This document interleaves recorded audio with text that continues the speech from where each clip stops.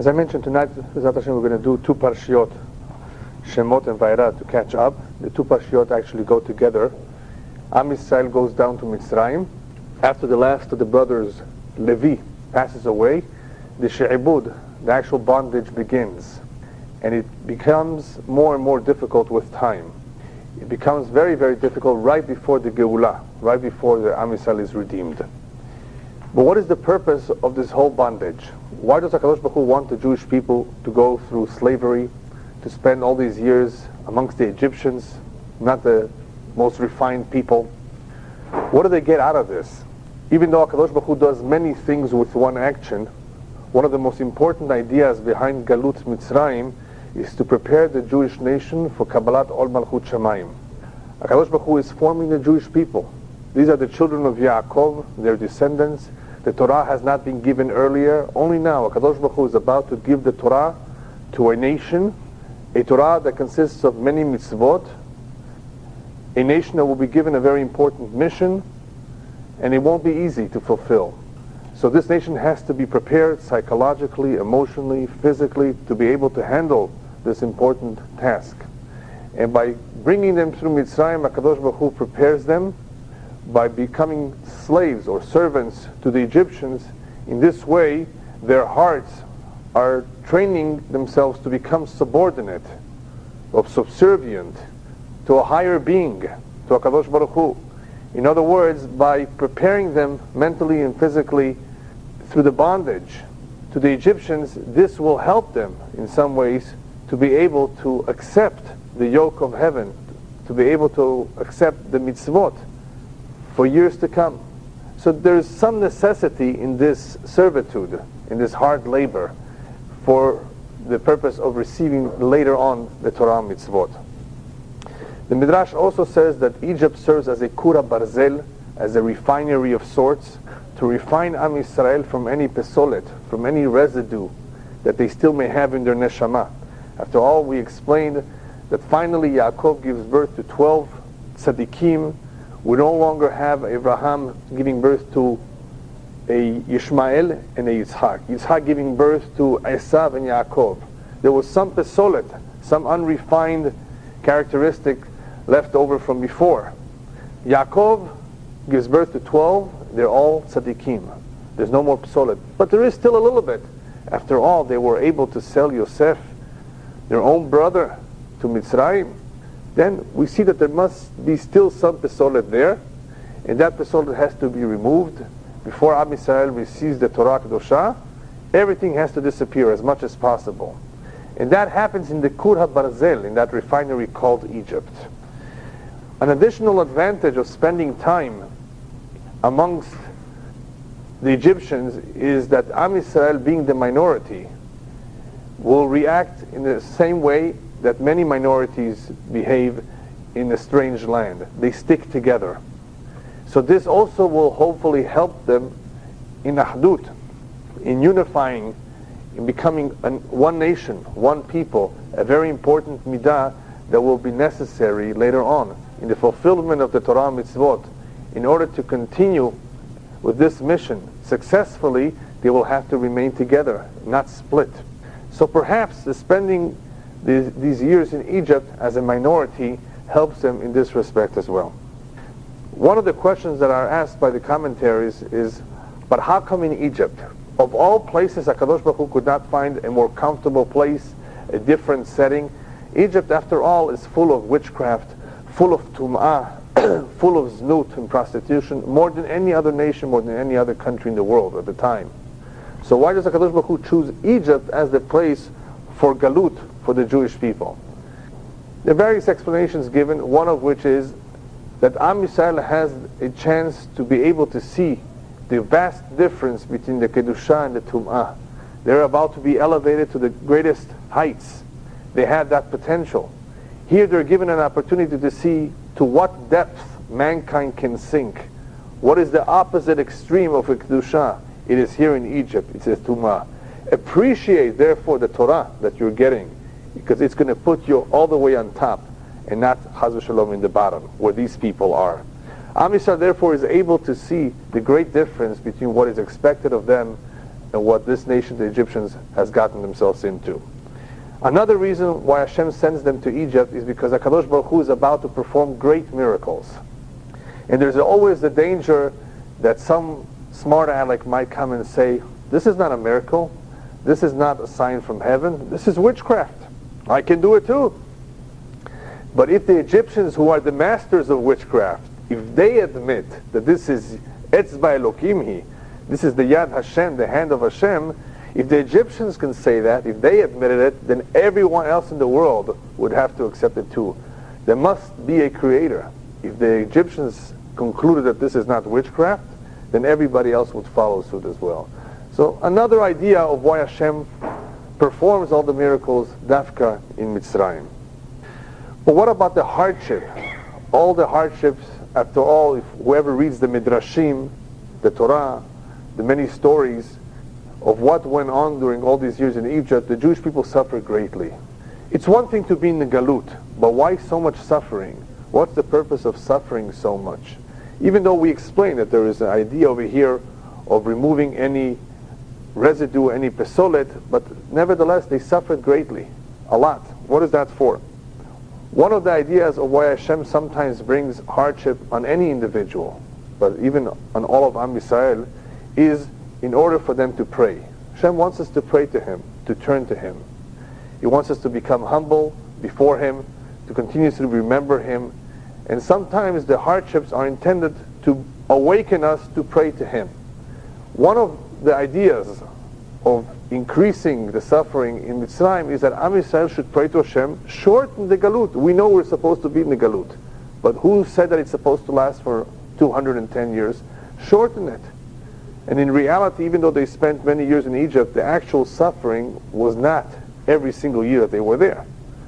Hashem wants us to pray to Him to shorten the Galut. Hashem wants us to pray to Him so that we should leave the Galut.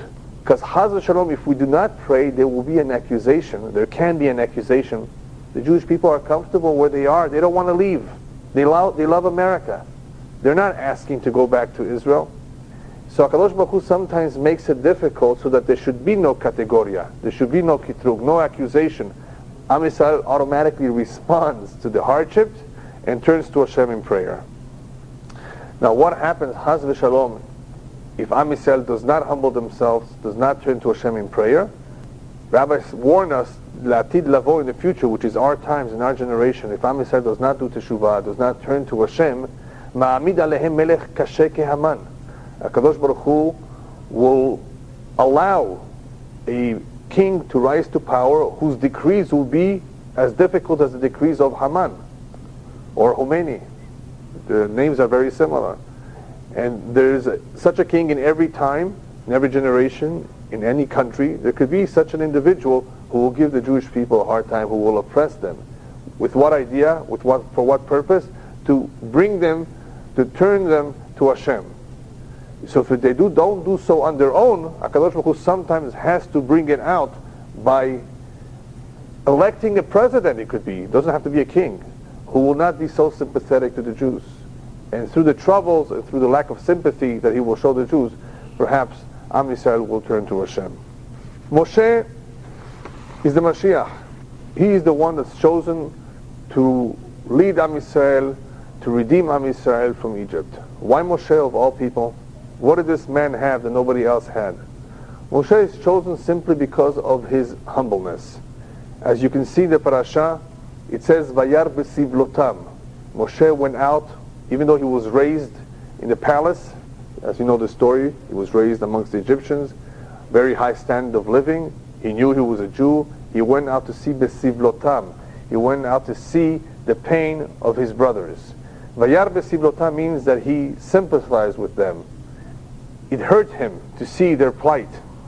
And that is a very, very important characteristic, that one is considerate, that one sympathizes with the plight, with the suffering of someone else. That is a very important midah, because the only way that one can be mitzta'er, that one can feel the pain of the Shekhinah, of HaKadosh Baruch Hu, is if first he is able to feel the pain of another human being. How could we expect of somebody to feel the pain of HaKadosh Baruch Hu, which you cannot see, if we don't see and sympathize with the pain of another human being?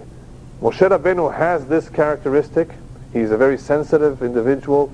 He sees the plight of his brothers, and he does something about it too. He takes their side. He sympathizes with them. There's a story told about the Baba Sali, Zecher Tzadik Livracha.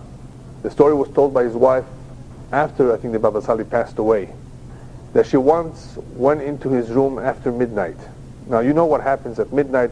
The tzaddikim, whoever can, do something called tikkun chatzot. It's a very special tikkun where they cry for the Khurban, for the destruction of the Bet HaMikdash, for the pain that the Shekhinah has, that the Am Yisrael is in the Galut. And she went into the room somehow after he had finished, and she saw a whole puddle on the floor. It was a puddle from the tears that he shed for the Galut of Shekhinah, for the Galut of Am Yisrael, for the pain that that we're all going through. In order to reach this level of being able to cry so much, to shed so many tears, I mean, this man obviously feels the pain of every single Jew, and of course feels the pain of the Shekhinah as well. That is how he can bring himself to cry so much. This ability to feel for the pain of others, the ability to sympathize with others, can only come if someone is anav, if somebody is humble. Humbleness, as we will see, is a very, very important midah. It's extremely important midah, because whoever has it, whoever possesses this midah, will not run into the problem of speaking lashon hara, of gossiping about others, or making fun of others, for sure not, because he's a humble person. He doesn't think highly of himself. Person who is not humble, who chas v'shalom is a gaftan, is arrogant, he thinks more of himself, and therefore, because he thinks of himself, does not think of others. He thinks of himself first. Whereas the person who's humble does not think of himself as much, and therefore is able to feel for others. Moshe Rabbeinu, being a humble person, feeling for others, is puzzled. Why is the Jewish nation suffering so much? When he goes out and sees their pain, he's puzzled. He doesn't know what's going on. Why is Hashem making them suffer so much? What does the Torah tell us? That after a while he figures out what their problem is. Achen noda adavar. When he went out and tried to stop a fight between two Jews, what did one of them tell him? You want to kill us the way you killed the Egyptian? And Moshe says, oh, achen noda adavar. Apparently the word got out, what I did. What does it mean the word got out? So the commentaries explain, achen noda adavar. Now I understand why they're still in Galut, why they're suffering so much. There is lashon hara amongst them. They talk on each other, they tattletale, they gossip. Even though not everybody was like that, many were careful, but there were some. And that, of course, lengthened the Galut and caused the great suffering that Am Yisrael had in Egypt. Now I understand, at least one of the reasons why they're suffering so much. Lashon hara, that can be a big problem in any society, but it's especially sensitive for the Jewish nation. And it was especially sensitive in Mitzrayim, because in Mitzrayim, HaKadosh Baruch Hu gave Am Yisrael the opportunity to be metaken, the avon, the sin of Mechirat Yosef. The selling of Yosef came about as a result of Lashon hara, that he spoke bad about them. So this is a midah that HaKadosh Baruch Hu once repaired.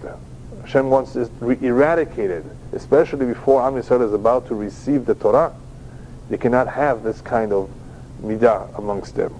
Similarly, HaKadosh Baruch Hu reveals to Moshe in a different fashion what the problem of Am Yisrael is. When he stuck out his hand and he saw all of a sudden that his hand was full of leprosy, that was also a hint, a sign that there is Lashon hara amongst the Jews, because the one who speaks Lashon hara is affected or afflicted by tzara'at, by leprosy. Another indication that Am Yisrael had this problem. And this Lashon hara, unfortunately, will extend the Galut, this Galut chas v'shalom, and any Galut that Am Yisrael is in, until it is removed. Rabbis tell us that during the days of Shaul and David HaMelech, they were so great in Torah, even the children knew all the Torah. But when they went out to do battle, they did not win many of their battles. Why not? They were great in Torah, because there was Lashon hara amongst them. Whereas in the days of Ahav, the king Ahav, where a great deal of Am Yisrael was Ovdei Avodah Zarah, idol worshippers. They went out and they were triumphant in the battles because there was no Lashon Hara amongst them. There was more Ahdut, more unity. We see what Lashon Hara causes, how it affects the Jewish people, how dangerous it is. Because in our generation Lashon Hara has become an epidemic, the Chafetz Chaim Zecher Tzadik Levracha went out of his way to do battle with this problem. He wrote a lot about Lashon Hara, the halachot of Lashon Hara, in other words, when you could say something, when you cannot say something, because he knew that this problem that existed back then still exists now, and is unfortunately causing an extension to this galut. There's something similar to Lashon Hara. Lashon Hara, when we speak about Lashon Hara, we mean somebody talking bad about someone. There's something called Misha Eno or Enav Tsar Be'acherim, whoever's eye is narrow or stingy for the benefit of others. I can't think exactly of the word in English for it, but I'm sure there may be some word that describes this, where one is not happy if somebody else is happy. In Yiddish and in Hebrew, modern Hebrew, there's a word that describes it. It's called Ulo Mefargen Lasheni. It comes from the Yiddish word Nish Tzufarginen. In other words, that he does not give the individual the benefit of enjoying whatever he's enjoying. It's not that he's jealous, that he wants what he has for himself. He's not happy that the other one has what he has. It's called Ain Ra'ah, an evil or a bad eye or a narrow eye for the benefit of someone else. And all of that, of course, comes from a lack of anava, a lack of humbleness. Because one who thinks of himself would not think of someone else. He would not enjoy seeing somebody else being happy with whatever they just bought for themselves. A lack of anava is what brings this. Let me tell you a story, an incredible story, that emphasizes the importance of this midah of anava and the dangers of those who lack this midah. There was a great rabbi in Israel about 200 years ago. As you know, 200 years ago there were not many Jews in Eretz Israel, and the few Jews that were there were poor. And how were they supported? Many of them were supported by money, by tzedakah that came from Chutz La'aretz, from Europe. This rabbi used to receive some of that money, and he used to distribute it to whoever the money needed to be distributed. And it happened once that he had a question. Why are they sending so much money to this particular young man or young men? It was a group of young men who were religious, but he didn't think that they deserved so much of that money. Perhaps that money could be used differently, distributed equally amongst the poor. He didn't think that these young men should deserve all that money. He didn't see any special qualities. So the next time the messenger arrived from Europe, he told the messenger, I don't understand. Please ask the man who gave you the money, why does he think these people are more special than anybody else, that they should get all this money? That night he had a dream. In the dream, they told him, twice does it say me'od me'od. In the Torah it says, Tova ha'aretz me'od me'od, that the land of Israel is very, very good. And in Pirkei Avot it says, me'od me'od veshefal ruach. Very, very much you should be humble. Why does it say Tova ha'aretz me'od me'od? Why does the word me'od me'od appear with Eretz Israel? And why does me'od me'od appear with humbleness? In other words, is there a connection? And the answer is, there is a connection. As he later figured it out, what the dream was telling him. He later figured out that what the dream was saying is that only those who are very, very humble can see the beauty of Eretz Israel. That is why it says me'od me'od in Eretz Israel and me'od me'od by humbleness. If you're very, very humble, only then can you see the beauty in Eretz Israel. And once you're very humble and you can see the beauty in Eretz Israel, you would also be able to see the beauty that exists in every individual. The dream was telling him, in very harsh words, it is only because you are not humble that you're not able to see why these young men are so special, what's so special about them. If you teach yourself a little bit of humbleness, you will see how special these people are. After a while, of course, this is a rabbi, big rabbi, he taught himself to become humble, and he eventually realized that these young men were special and did deserve the tzedakah that they were receiving. It's sometimes as a result of lack of humbleness that we don't see how people are so special and how each individual has something special in him. The parasha goes on to explain the greatness of the women. We just spoke about some of the problems that existed amongst the Jews. However, the parasha goes to tell us about the greatness of the women. The women excelled. The women stand out in Parashat Shemot, in Galut Mitzrayim. And they stand out in more than one way. How do they stand out? The famous midrash that says, "B'zchut nashim tzidkaniot nigalu avotenu mimitzrayim." It was because of the merit of the righteous women that we left Egypt. What did they do, the righteous women? Well, at one point, the men wanted to stop giving birth. In other words, having children. They didn't want to marry and have children because Paro was decreeing that all the males should be thrown into the Nile. Why should we continue having children? But the women, nevertheless, encouraged their husbands, encouraged the men. They gave them strength, they gave them encouragement, and as a result of the action and of the initiative of the women, the men continued to procreate. So the women had a tremendous role in the Geulah of Am Yisrael from Egypt. Where did they take this strength from? How come they were courageous? How come they were strong and the men were so easily giving up? Perhaps a clue to the courage of the women is seen in two women who are mentioned by name in the parasha, Shifra and Pu'ah. These two women had a very, very difficult job. They were responsible for delivering the babies. What's the name of a woman who helps out in delivering a baby? A midwife, thank you. That's what they were. And Paro says, listen, you're midwives. You will have the responsibility of seeing whether it's a boy or a girl. If it's a girl, she stays alive. If it's a boy, you know what you do with him. They feared God. And because they feared God, they did not do as Paro asked them to do. And somehow they were able to get away with it. And they allowed the Jewish male boys to survive.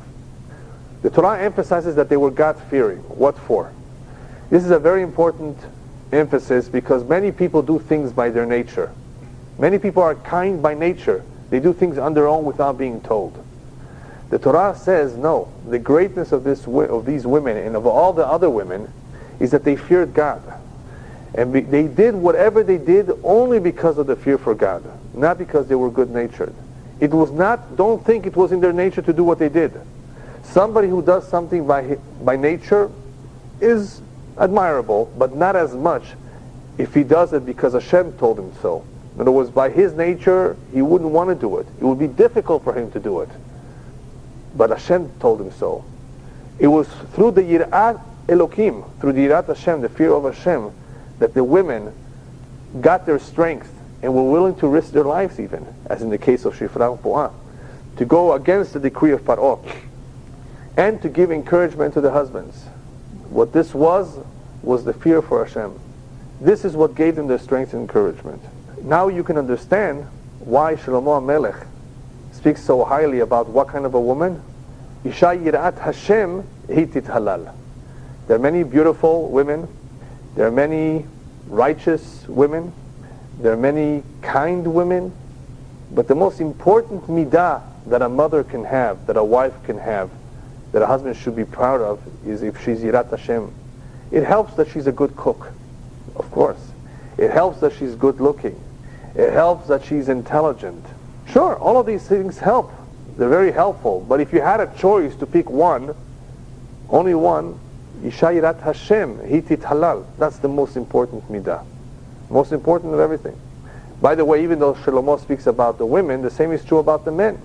The woman had one choice. To choose one characteristic. Yirat Hashem obviously is more important than anything else. It helps, of course, that the man is hardworking and devoted and good-looking and smart and studious. But Yirat Hashem is more important than anything else. That is what builds a home. That is what builds a home, and that is why Shlomo Melech tells us in another pasuk, Chachmot nashim banta beita, v'ivelet beyadea tehersenu. The intelligent women, the ones who know how to manage their home properly, they are able to build up their home. But the ivelet, one who is a fool, she can destroy her home with her own hands. In other words, Shlomo Melech once again tells us that the woman has a very important role in the marriage. She can build a home, she can destroy the home. Yirat Hashem hitit halal, therefore. Sheker achen ve'evel hayofi. Right? Hen, which means grace, is sheker. It could be misleading. She smiles at you. So what? That could be misleading. Ve'evel hayofi. Yofi is good, it's important, but it's hevel. It's insignificant compared to Yirat Hashem. Yirat Hashem is more important than anything else. Okay, so finally Moshe is given the job. He finally accepts. He hesitated. Now Moshe runs into a big problem. Hashem promised him. This is towards the end of Parashat Shemot. Hashem promised him, I'm going to redeem the Jewish people. You're going to be the leader. You're going to take him out. You're going to speak to Paro. You're going to tell them. But what happens at the end? Moshe's puzzled. Hashem said, He promised He was going to redeem them, and all of a sudden, life becomes unbearable. It becomes even more difficult right before the Geulah. They have to fetch for their own hay to make their own bricks. It becomes even more difficult than before. Why? And Moshe asks this question to HaKadosh Baruch Hu. Vayashov Moshe l'Adonai vayomer Adonai lama harre'ota la'am hazeh lama zeh shelachtani. Why did you make things worse for this nation? Why did you send me? What does Hashem tell him at the end? Vayomer Adonai Moshe ata tir'eh. You will now see Asher yaseh leParo, what I will do to Paro. Ki biyad chazaka yeshelechem v'yad chazaka yegareshem me'aretzo. That He will send them off with a very powerful hand. In other words, in a miraculous way, you will see how, against His will, Paro will eventually succumb, give up, and send off a Jewish nation. What is going on over here? What is he asking? He's simply asking, why are things worse than they were before? And what does Hashem tell him? You will see the meaning of this very, very soon. What will he see? Well, first of all, Hashem is telling him that the idea of the increase of the bondage, of the hardship, is in order to shorten the time. Hashem wants to shorten the time. In order to shorten the time, I have to bring about a little bit more pain. And that will be able to reduce the amount of years that they're going to spend in Egypt. Number two, you know why I'm going to increase the pain right before the Geulah? Because I want the entire world to know why the Egyptians are going to be punished. Because exactly what happens in Egypt will happen Latid Lavo. In the future, which is now, right before Mashiach comes, the nations will be punished. HaKadosh Baruch Hu will take revenge from all the nations that persecuted the Jewish people. Why now? That caused us trouble in the past, so that everybody can see it's the same guys who caused us problems in the past. They are doing it to us again now. They're about to be punished. So Hashem therefore allows the pain to increase, allows the default and the gezerot, the decrease and the persecution to increase, in order that we should be able to see it's the same guys from before doing it all over again. The same anti-Semitic Europeans, the same Catholics from before, the same enemy from before. Their names have been changed, their faces are different, right? The countries are perhaps called something else now, but it's the same gang. Hashem therefore allows them to do whatever they want to do, to remind us and to remind to the entire world. Now you will understand why I'm after them, why I punish them. They're not being punished for nothing. They're being punished for whatever they did back then, because they're doing it now too. So in order for us to become familiar with this, in order for the world to understand why a particular country is being hit by some natural disaster, it will come out very clearly. The pain and the suffering will increase, and then we will know, oh, they are guilty because this is what they did in the past, because they're doing it now too. And that is what Hashem is doing in Egypt too. Lama re'ota, because I want you to see and I want them to know that they deserve this for good reason. There's a famous philosophical question: why are the Egyptians punished if Hashem wanted the Jewish people to go into slavery? The Egyptians are only agents of Hashem. They're only doing what Hashem wants them to do. What's the answer? They didn't have to do it. That's a simple answer. The second answer is they did a lot more than Hashem asked them to do. Hashem did not ask them to throw the Jewish boys into the Nile. Their entire job, according to the Ramban, I believe, was to enslave the Jews. If that's all they would have done, they would not have been punished. After all, what are the makot? We don't have the time to go through every single makah, dam, sfardea, kinim. We know that HaKadosh Baruch Hu punishes midah keneged midah, an eye for an eye, measure for measure. All these makot are measure for whatever they did. Had they not done more than what they were supposed to do, there would not have been makot. There would not have been punishment, because they were agents of Hashem. They're being punished because they did a lot more. They exaggerated. They overdid it. For that they're being punished. Of course, they always to some extent have free will. But like, obviously Hashem would know everything, that they would do that kind of a thing? Sure, Hashem knows anyway. But when they're still independent, sure. And when they are punished, it's only for their actions that they did on their own. Human being has free will in many areas. Hashem does not always allow him to carry out his evil plot. Hashem sometimes stops someone on his track and does not allow him to just do whatever he wants. But sometimes Hashem says, okay, go ahead, and you will have to pay for it later. So it has nothing to do with Hashem knowing beforehand that they're going to do it or not. People are still accountable for their actions. Anyway, in finishing up Parashat Shemot, we see that Am Yisrael is going through great pain and suffering, and Hashem, in reassuring Moshe that there is an end to this, appears to Moshe the very first time. How? Through a sneh, through a burning bush. What is the symbolism behind the burning bush? Moshe, you should know that just because the Jewish people are suffering, don't think I'm having it easy. Whenever the Jewish nation is in pain, the Shekhinah is in pain. The burning bush symbolizes the Shekhinah is also in pain. It is hard for Hashem to see us the way we are.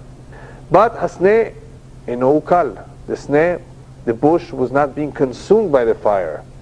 Hashem is reassuring Moshe, despite all the pain and the suffering, despite all that Am Yisrael will go through, no one will be able to destroy them. They will never be consumed. I will always be there to protect them. That's Parashat Shemot. Now we go into Parashat Vaera. In Parashat Vaera, and towards the end of Parashat Shemot, we see that HaKadosh Baruch Hu is hardening the heart of Paro. Ki ani chbadti et lev Paro. I am the one that hardened it. Paro in the beginning was stubborn himself, but in the end Hashem is hardening it. Even if you want to, I won't let you give in.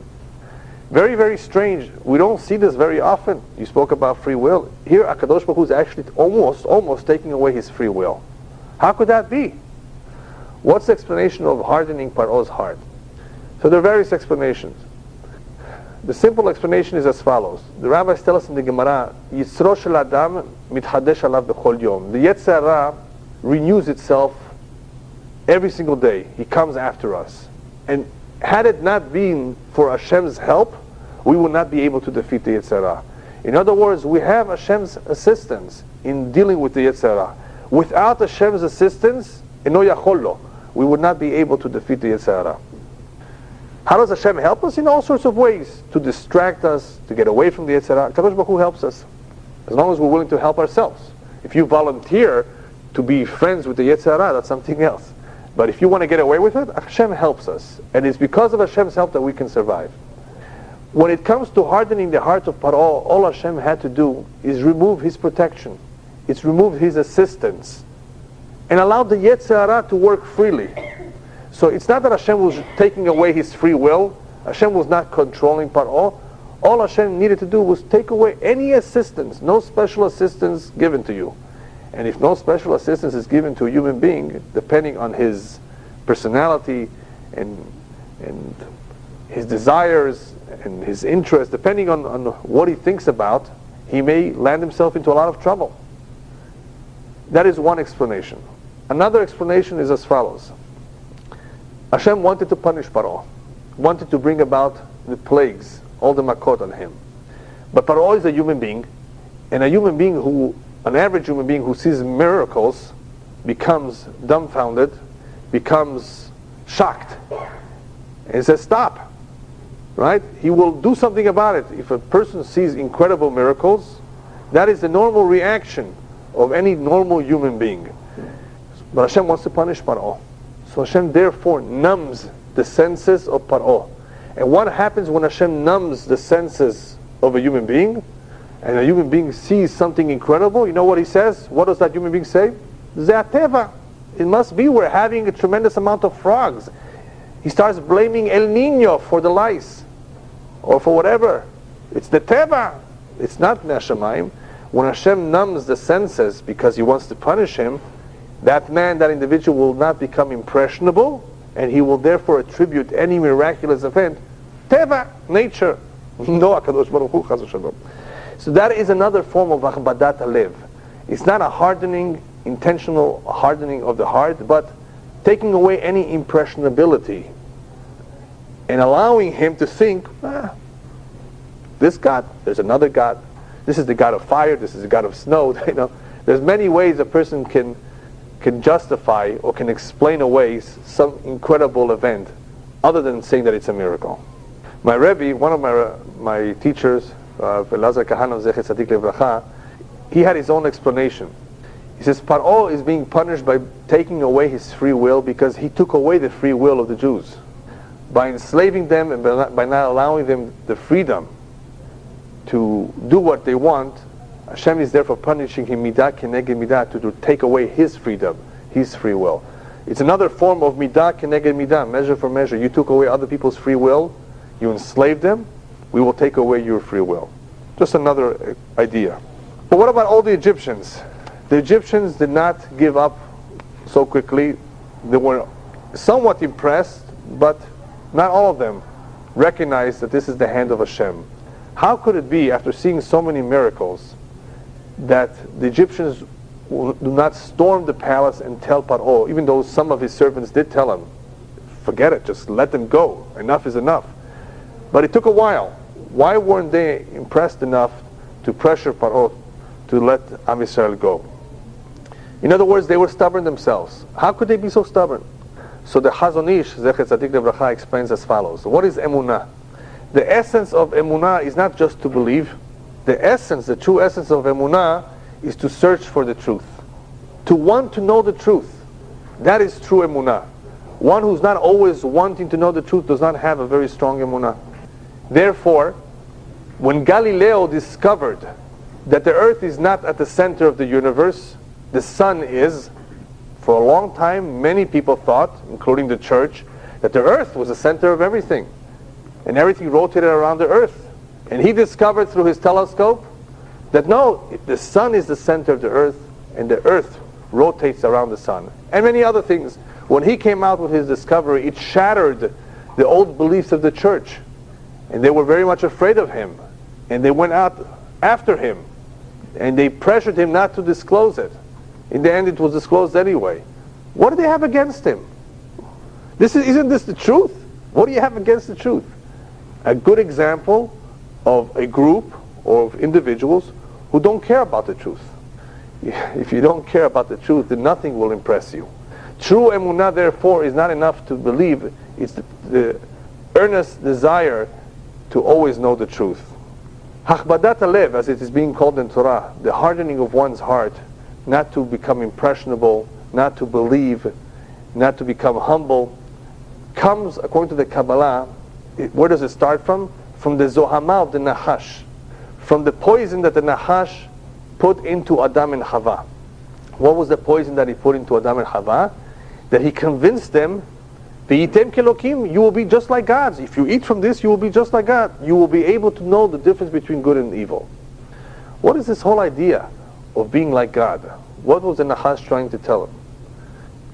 The Nahash was trying to tell Adam and Chava, trying to tell all mankind, why did be dependent on God? You should be free, chofshi, do as you wish. Why have to rely and be dependent on some other being? You can be a God yourself. This is what is in the back of the mind, because of every individual, because of the Zohama, because of that poison, because of the first time the Nahash convinced Adam and Chava, you can be on your own. You don't need a God, Chaz v'shalom.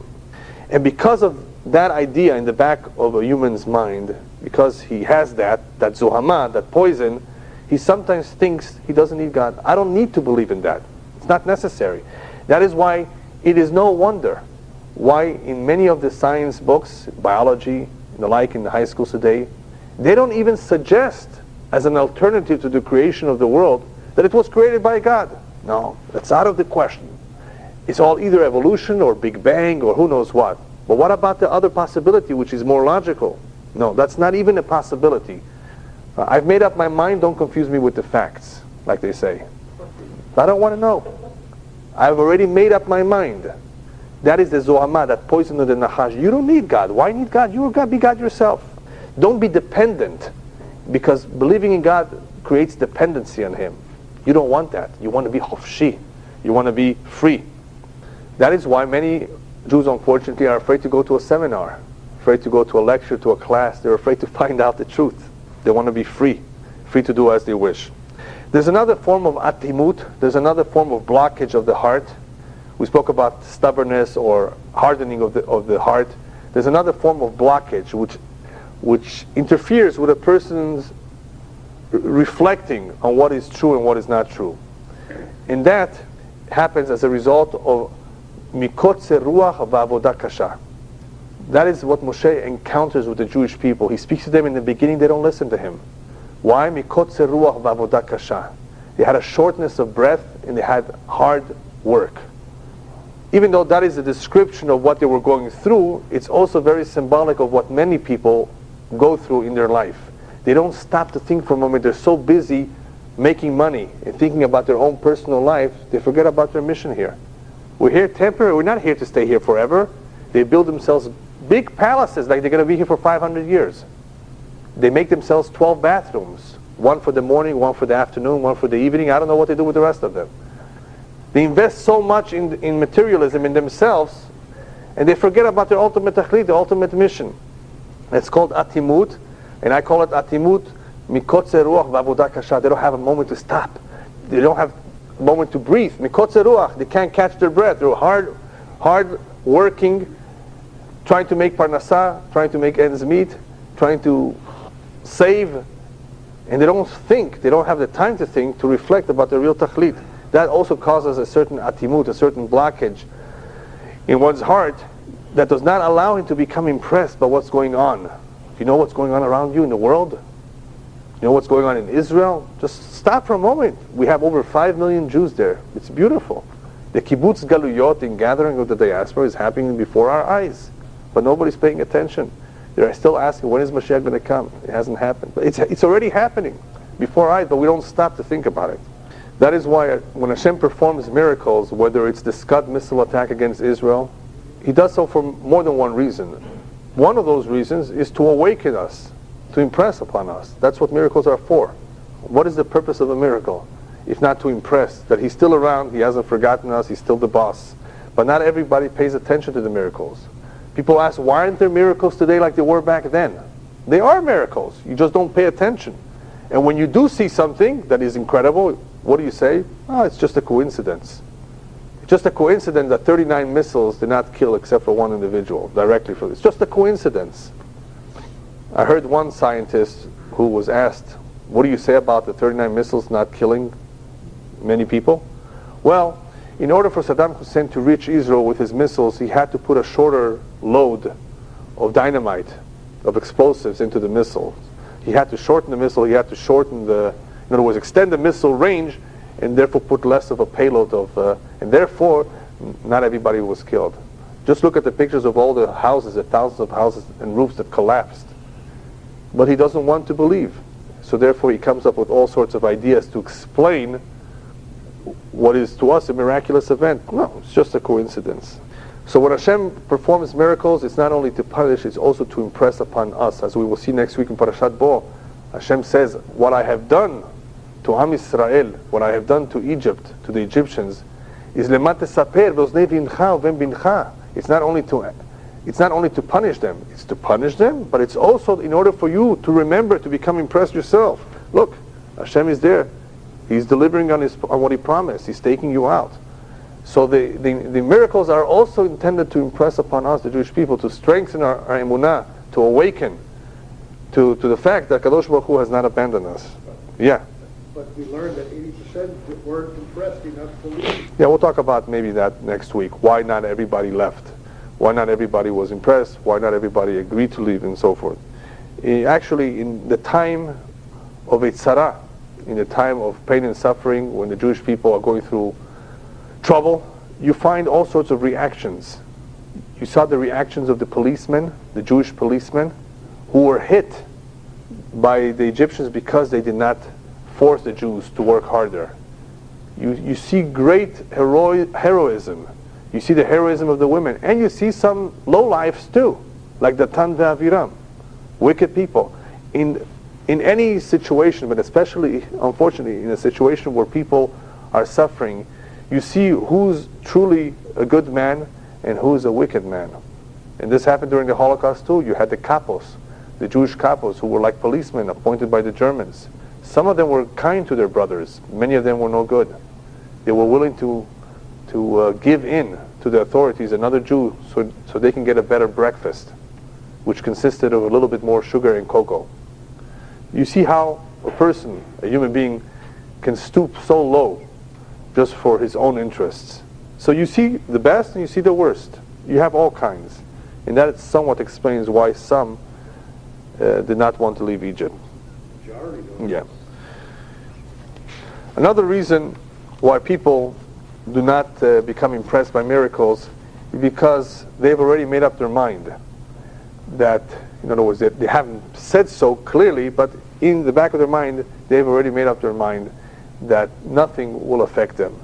That is why it is not correct for someone to ask, or for someone to say, if Hashem would only make me one miracle, I will be a believer. Many people say so. Let Hashem make one big miracle and I will put on a kippah on my head. The reason why that's not right to say, it's fallacious, is because there were many, many miracles in the past during the time we had a temple, and there were sinners too back then. The miracle does not make one a believer, especially those who have already made up their mind. They're not going to become impressed. It will not change their mind. So why do they say, show me a miracle? They say so in order to justify their actions. In other words, they already have an agenda. They already have a certain lifestyle that they want to have. And they know that there won't be a miracle so quickly. Let there be a miracle, and then I will believe. And once the miracle occurs, of course they say it's nature or something else. There was such a woman during the Scud missile attack. After the war finished, she came to a rabbi and she says, Rabbi, I want you to release me of a vow. I made a neder during the Scud missile attack. What was your neder? When the missiles were coming down, I made a neder to Hashem that I will start keeping Shabbat. But now the war is over, so please release me of my vow. Yeah, you see, that's what we're talking about. Another reason why Hashem, by the way, does not make miracles every day is because he proved himself once already. There is a story with a boy who got a very prestigious diploma for being a good pianist. He knew how to play very well, and he got a big diploma. And he hung it on his wall. One day a friend comes to visit his father, and the friend hears about the boy's achievement, and he asks the father, why don't you tell your son to start playing for me? I want to see if he's really great, like they say. And the son says, no, my diploma says that I don't have to prove it to every guy who wants me to prove it to him. Every Joe is going to come in, is going to ask me to prove it to him. I already proved it once. That's what the diploma is for. Hashem says, I already proved it once when I gave the Torah in Har Sinai, the Kolot Uvrakim, and I spoke, and I gave the Torah. I already proved it once. I don't have to prove it to every guy who wants me to prove it. Make me a miracle, Hashem, and I'll believe. No, Hashem says, I already proved it once. It's enough. The truth is, whoever wants to know the truth does not need miracles. Whoever does not want to know the truth, all the miracles in the world will not help him. Just like to end with a few more points. We say in the Haggadah of Pesach, had Hashem not taken us out of Egypt, we would still be enslaved to Paro b'Mitzrayim. Adayin hayinu meshubadim leParo b'Mitzrayim. How could that be? We would still be in Egypt? The answer is as follows. It does not mean that we would be physically in bondage in Egypt. Assuming we would have left already many years later, there's a worse bondage than a physical bondage, and that is a spiritual bondage, when we adapt the ideas, when we assimilate the ways of the Egyptians. Had Hashem not taken us out from Egypt, we would have been stuck there. We would have adopted the culture of the Egyptian. We would have intermarried and assimilated. And our whole culture would have become an Egyptian culture. That's what it means. Because a true redemption is the redemption of the false ideas. Hashem did not want us to assimilate to their ways. That was more dangerous than anything else. It is mentioned in the Midrash that Am Yisrael was redeemed because of certain merits. Because of the zechut that we did not change our language, we did not change our name, and we did not change our clothing. But wait a minute, Hashem would have taken us out of Egypt anyway. What does it mean because of these merits? The answer is that it's because of these merits that we did not sink to the 50th level of Tum'ah. In other words, Hashem would have taken us out anyway, but it was through these merits that stopped us from sinking to the lowest level, the 50th level of Tum'ah. The 50th level of Tum'ah being the level of heresy and complete assimilation and intermarriage. So we had certain merits that helped us stop from just sinking to the lowest level.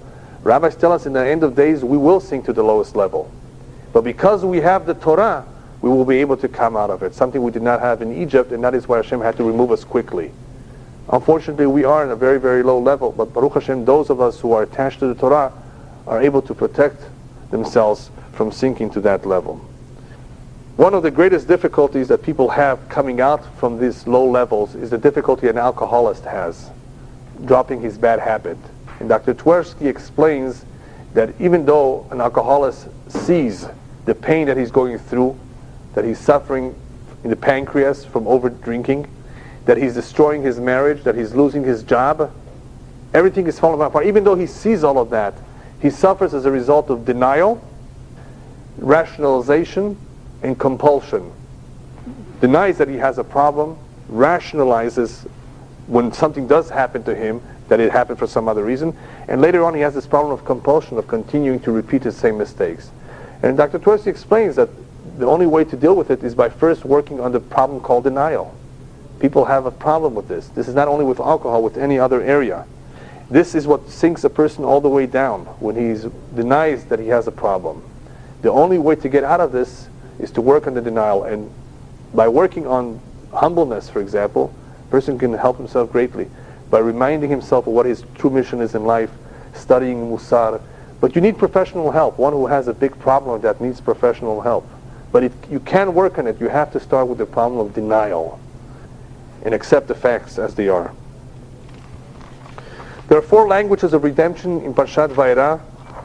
You have the Ve'otzeti, Ve'itzalti, Ve'ga'alti, Ve'lakachti, which are the 4 cups of wine that we have on Pesach. Each one represents a different stage in the redemption of Egypt. Each one represents a different stage in the redemption Latid Lavo right now. Hashem will remove us, bring us back, take us back as a nation. They're the various stages. But the last stage is what? There's a 5th language called Veheveti, and I will bring them to the land. That represents the cost of Elyahu. Elyahu Navi will be the one that will help us come back. How can that happen? Only if we fulfill the words that are written right before Veheveti. The Or HaChaim HaKadosh says Veheveti never came true altogether, because the ones who died in the desert did not come to Israel. That's only because Vidatem ki ani Hashem Elokechem. If you will remember that I'm your God, if you will fulfill the Torah mitzvot, only on that condition will Veheveti come true as well. And that is what HaKadosh Baruch Hu is waiting, to bring us back to Eretz Yisrael on condition that everybody awakens to do teshuvah and recognize ki ani Hashem Elokechem.